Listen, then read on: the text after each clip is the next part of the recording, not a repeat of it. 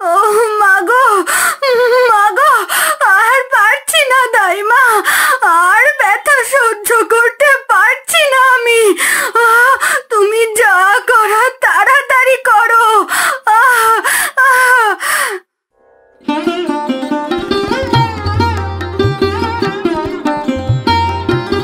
আমার কথা কান খুলে শুনে নাও। আমি যেমনটা বলবো তোমরা ঠিক তেমনটাই করবে। আর আমার কথা যদি তোমরা না শোনো তাহলে আমি রাজাকে বলে এমন ব্যবস্থা করব যাতে তোমাদের মৃত্যুদণ্ড দেওয়া হয়। এই বাচ্চাগুলোকে তোমাদের মাটিতে পুঁতে দিয়ে আসতে হবে। এই দেখুন মহারাজ, এই দেখুন ইঁদুর ছানা। কি জঙ্গলের মধ্যে মানুষের বাচ্চা দেখছি? আজ তাহলে ভোজনটা বেশ ভালোই হবে দেখছি, অনেক মজা করে খাবো।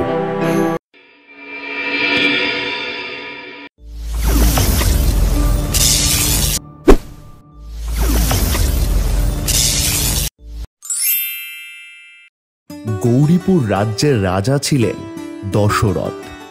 তার স্ত্রী রানী কমলিকা। দীর্ঘ 12 বছর পর স্বপ্নে পাওয়া বরে সে 9 মাসের অন্তঃসত্ত্বা।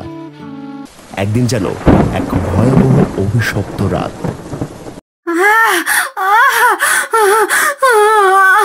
আমি আর ব্যথা সহ্য করতে পারছি না।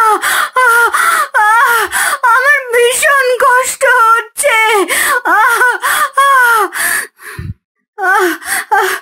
দাসী, তোমরা তাড়াতাড়ি রাজাকে খবর দাও। হ্যাঁ রানীমা, হ্যাঁ আমি এক্ষুনি যাচ্ছি, এক্ষুনি যাচ্ছি।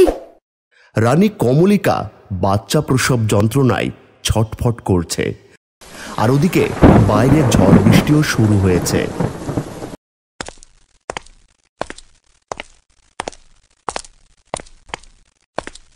রাজামশাই, রানীমার ভীষণ প্রসব বেদনা উঠেছে, অবস্থা খুবই খারাপ। এক্ষুনি পাশের গায়ের দাইমাকে ডাকতে হবে, তা না হলে বড় একটা অঘটন ঘটে যাবে। তুমি কি বলছো দাসী? না, আমার রানীর কিছুই হবে না দেখো, আর আমার সন্তানেরও কিছু হবে না। প্রহরী, প্রহরী, কোথায় গেলে তোমরা? তাড়াতাড়ি এদিকে এসো।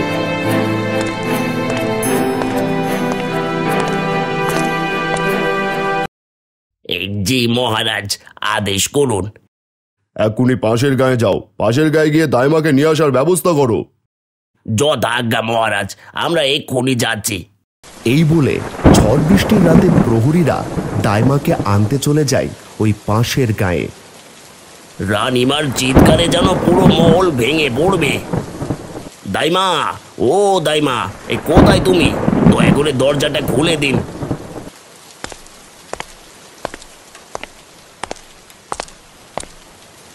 কি হয়েছে?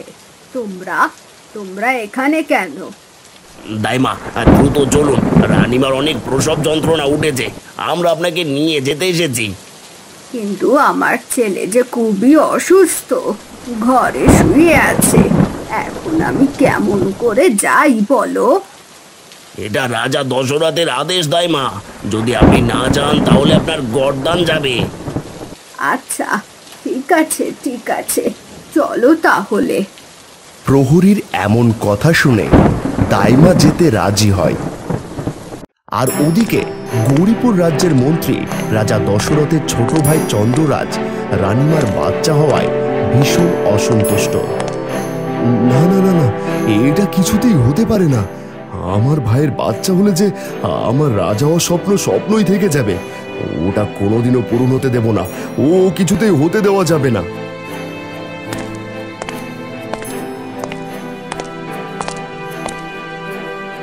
শান্ত হন মন্ত্রী মশাই, আমি আর আপনি মিলে এমন কিছু একটা ব্যবস্থা করব যাতে আপনি রাজা আর আমি রানী হতে পারি। আমি কিভাবে শান্ত হব মায়াবতী? তুমি বলো, আমার এতদিনের আশা সব এখন ব্যর্থ হতে যাচ্ছে। এদিকে শুনুন, আমার কাছে একটা জব্বর বুদ্ধি আছে। এরপর মায়াবতী তার কুচুক্তি বুদ্ধি দিতে থাকে মন্ত্রী মশাইকে। আর ব্যথা সহ্য করতে পারছি না, ও মা গো।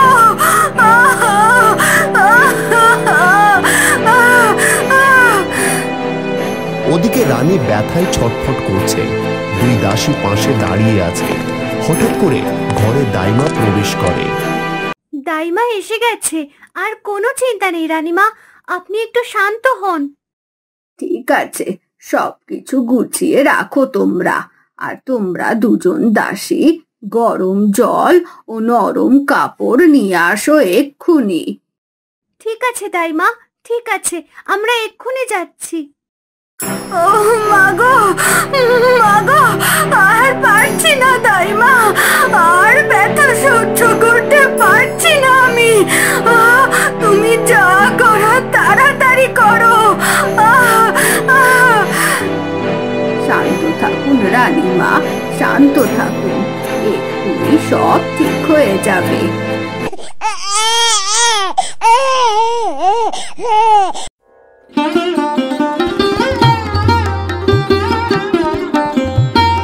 আপনার কোল আলো করে আমাদের রাজকুমার আর রাজকুমারীর জন্ম নিয়েছেন রানীমা। তারা দুজন অপূর্ব সুন্দর, যেন চাঁদের আলো একেবারে উপচে পড়ছে তাদের শরীর থেকে। আর দুজনের শরীরে আছে রাগ চিহ্ন আঁকা। কিন্তু ততক্ষণে রানী কমলিকা অজ্ঞান হয়ে গেছেন। তিনি সন্তানদের কান্না পর্যন্ত শুনতে পারলেন না। দাসী, যাও মহারাজকে খবর দিয়ে এসো, রানীমার যমজ সন্তান প্রসব করেছেন।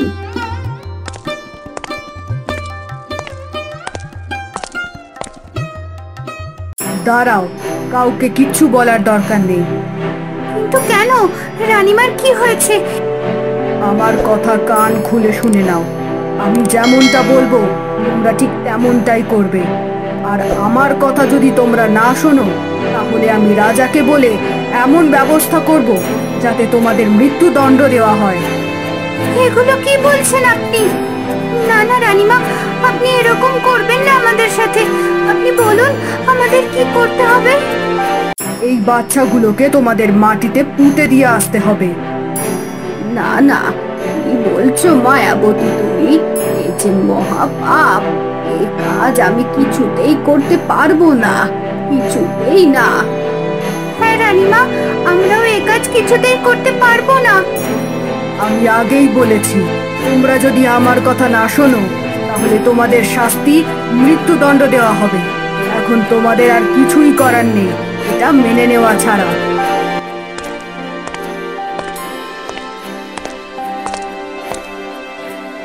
কি হয়েছে দাইমা? আপনাকে এমন বিষণ্ণ দেখাচ্ছে কেন? আগে মহারাজ, আপনার জন্য একটা খারাপ খবর আছে। খারাপ খবর? কি খারাপ খবর দাইমা? আমার সন্তান আর রানী ঠিক আছে তো?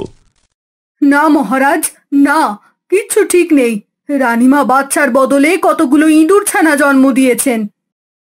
না না না না, মায়াবতী তুমি এগুলো কি বলছো? এটা কখনোই হতে পারে না। তোমরা সবাই মিথ্যে কথা বলছো। হ্যাঁ মহারাজ, সত্যি রানীমা মানুষের বাচ্চার বদলে কতগুলো ইঁদুর ছানা জন্ম দিয়েছে। এই দেখুন মহারাজ, এই দেখুন ইঁদুর ছানা। না না না মন্ত্রী, এ হতে পারে না, এই কিছুতেই হতে পারে না। এই ইঁদুর ছানাগুলো রানী জন্ম দিয়েছে? এই ইঁদুর ছানাগুলো? আচ্ছা মন্ত্রী, তুমি ইঁদুর ছানাগুলোকে জঙ্গলে রেখে দিয়ে এসো। দাইমা, রানী ভালো আছে তো? হ্যাঁ মহারাজ, রানীমা ভালো আছে, তবে রানীমার এখনো জ্ঞান ফেরেনি। রানীকে আমি এখন কি বলবো? ইঁদুর ছানা জন্ম দিয়েছে শুনলে সে তো অনেক কষ্ট পাবে। একজন ঈশ্বর আছেন, পাপের শাস্তি তোমাদের পেতেই হবে, এই আমি বলে দিয়ে গেলাম, পেতেই হবে তোমাদের। এই বলে দাইমা ও দাসী বাচ্চাগুলোকে নিয়ে জঙ্গলের দিকে যাওয়ার উদ্দেশ্যে রওনা হলেন।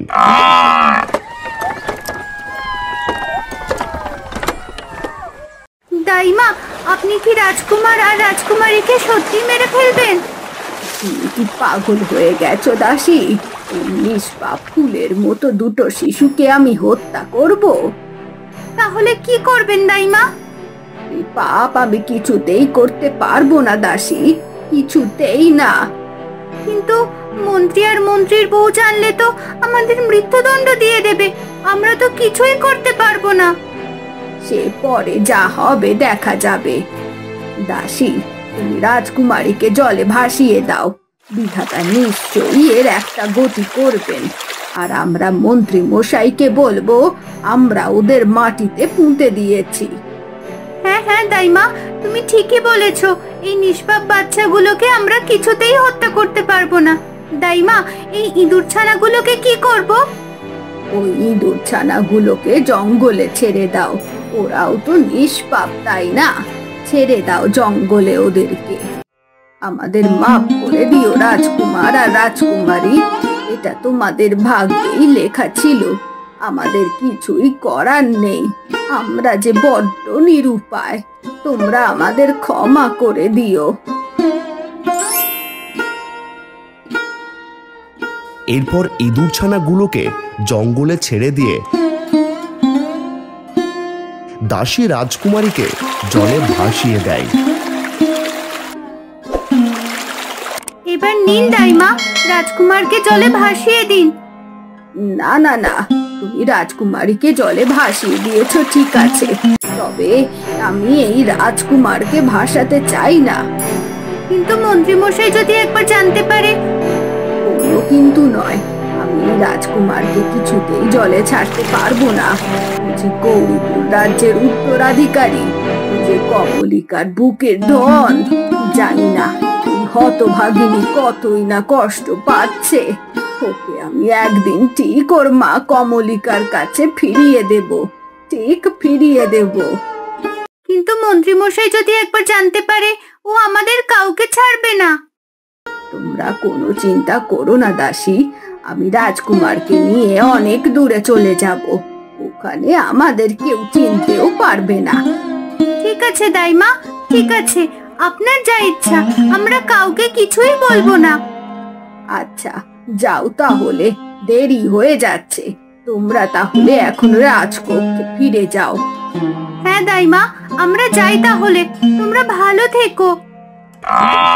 এরপর দাসীরা রাজকক্ষে ফিরে যায়। আর ওদিকে দাইমা রাজকুমারকে নিয়ে তার এক দুঃসম্পর্কের আত্মীয়ার কাছে চলে যায়, ওই ভিনগাঁয়ের জনবহুল এলাকায়।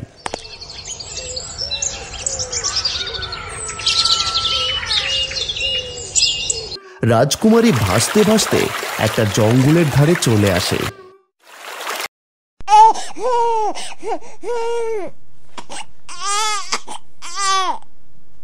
জঙ্গলে রাজকুমারীর কান্না শুনে জঙ্গলের বাঘ সেখানে এসে হাজির হয়। আর রাজকুমারীকে দেখে বাঘের খিদে যেন বেড়ে যায়। কি জঙ্গলের মধ্যে মানুষের বাচ্চা দেখছি? আজ তাহলে ভোজনটা বেশ ভালোই হবে দেখছি। অনেক মজা করে খাবো।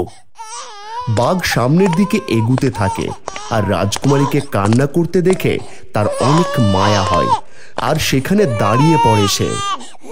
এত সুন্দর বাচ্চাকে কে এখানে ফেলে গেল? না, ওকে তো খাওয়া যাবে না। ওকে দেখে যাবার অনেক মায়া লাগছে। যেমন করে হোক ওকে আমায় বাঁচাতেই হবে। কিন্তু কিভাবে বাঁচাবো?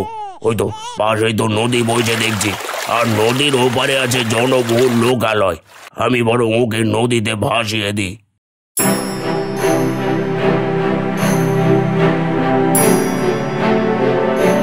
হে নদী, আমি তোমার বুকে সুন্দর বাচ্চাকে ছেড়ে দিলাম। তুমি ওকে কোনো জনবহুল লোকালয়ে পৌঁছে দিও, কোনো ভালো মানুষের কাছে। এবার কি হবে? কমলিকা জ্ঞান ফেরার পর সে সব কথা শোনে। সন্তান শোক কি সে সহ্য করতে পারবে? আর অন্যদিকে বেঁচে যাওয়া রাজকুমারীর বা কি হবে? রাজকুমার কি কোনো জনবহুল এলাকায় পৌঁছাবে নাকি জলে ডুবে মারা যাবে? সে সব কিছু জানতে পারবেন পরবর্তী গল্পে। হ্যাঁ বন্ধুরা, আপনারা পরবর্তী পর্ব দেখতে চাইলে কমেন্টে আপনার মূল্যবান মতামত জানিয়ে চ্যানেলটি সাবস্ক্রাইব করে পাশে থাকবেন। ধন্যবাদ।